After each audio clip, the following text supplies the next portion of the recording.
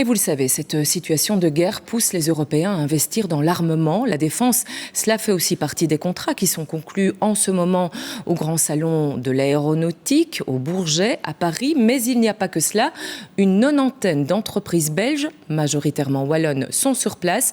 Elles viennent nouer des contacts, exposer leurs produits, leur expertise, préparer de futurs contrats ou bien sûr en signer. Voyez ce reportage de nos envoyés spéciaux Mélanie Joris, Jérémy De Salle et Laurent Van de Berg.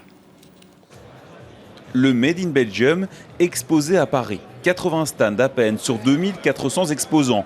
Pourtant, les Belges tirent leur épingle du jeu. Leur technologie est partout, à l'image de ces compresseurs, des pièces maîtresses des moteurs d'avion pour lesquels les Liégeois de Safran Aerobooster sont leaders mondiaux et comptent le rester en innovant. Mais sur nos inventions, nos nouveaux produits, il y a plus de 150 verrous. Donc c'est des brevets, ça c'est déclaré officiellement et ça nous permet d'attaquer nos concurrents s'ils font la même chose que nous, mais aussi des procédés de production uniques.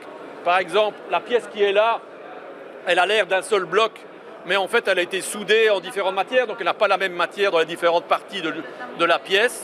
Mais il y a d'autres locomotives belges comme la Sonaca et ses fuselages, Thales, ses satellites et son armement, la SAPCA et ses bords d'attaque d'ailes d'avion. Pour la Wallonie, le secteur aéronautique et spatial, c'est probablement plus de 13 000 personnes qui travaillent des activités industrielles directes, donc plus de 25 000 si on prend le secteur indirect.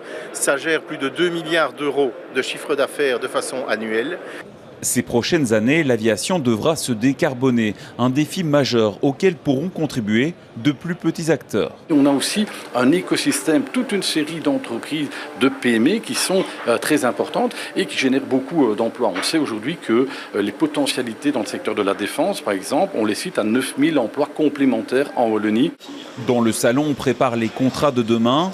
On célèbre aussi les signatures du jour. Ici, la société française Eurenco, implantée en Belgique, et la FNR Stahl, qui recevra de la poudre pour ses munitions de petit calibre. Dans le contexte international actuel, il y a une tension importante sur la prod des matériaux énergétiques et des poudres en particulier. Et effectivement, ce partenariat nous assure l'approvisionnement de ces produits pour les années qui viennent. Un exemple encore que la défense est au cœur des préoccupations, mais aussi des opportunités de cette édition du Bourget 2025.